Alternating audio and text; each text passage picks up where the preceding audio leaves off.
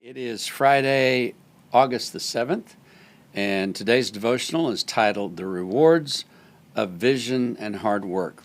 We're in the last month of this book, and so you want to be sure to, when the new ones come out, to drop by and get one.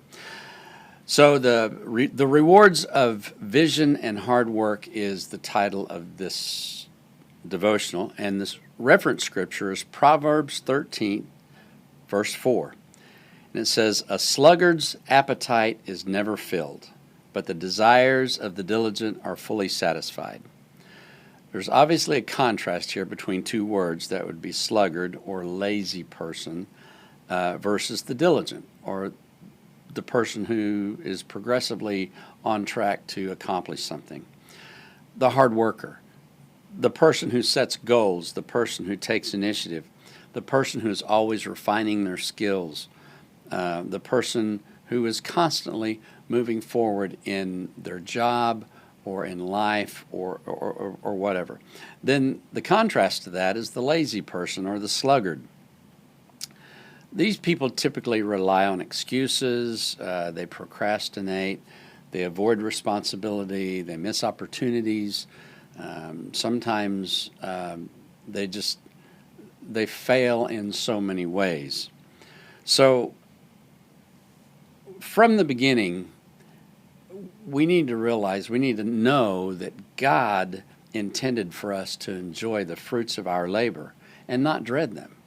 In Genesis, it says, God took man and put him in the Garden of Eden to work and to take care of it. God, from the beginning of humanity, God has intended for us to be productive, to work, to improve and to care for things.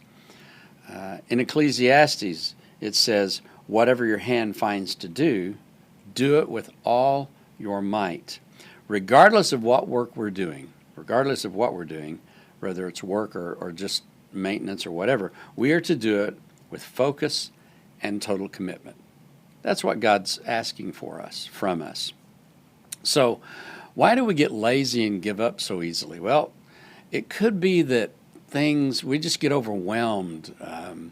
We see things pile up, and the more we become, the less we become involved with our work or whatever we're doing, those things begin to pile up, then it just seems like we're never going to accomplish anything.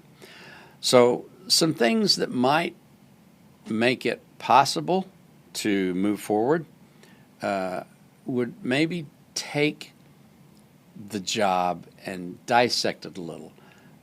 Find parts of it that you can accomplish. Don't try to do it all at one time.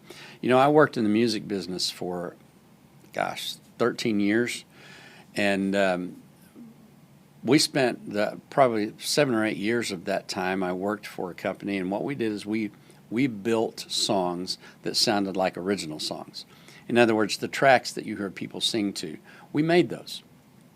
Well, people wanted to buy them, but they would only buy them if they sounded like the original. So what we had to do is we had to listen to that song, and we had to dissect that song. So it's not that we could just listen to a song and go, okay, here's what it's going to take. We had to go through there and listen to the kick drum, the snare drum, the bass guitar. What instruments are involved? Is there a harp? Is there not a harp? Is there a timpani? Is there some kind of tambourine?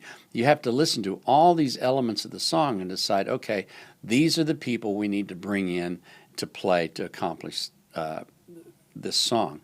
It's the same concept with anything we do.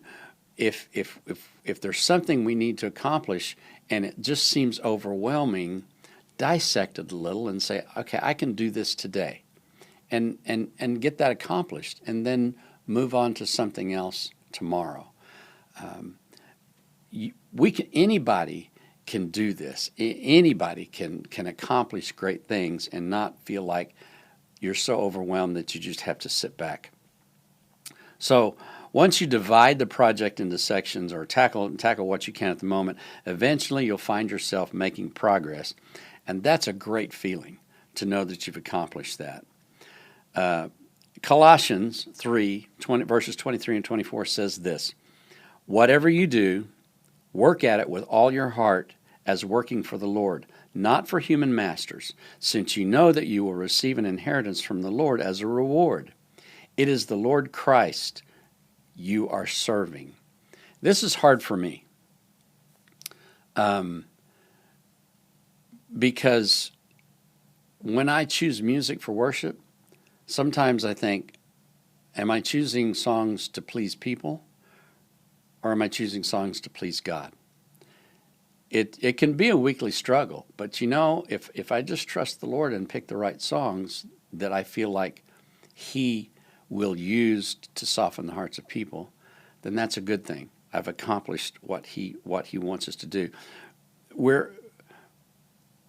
are told to work with all our hearts. That's what the Scripture is saying, as working for the Lord, no matter what we're doing, and to do it as though we're working for the Lord, not for human beings. I don't choose songs for people. I choose songs for God.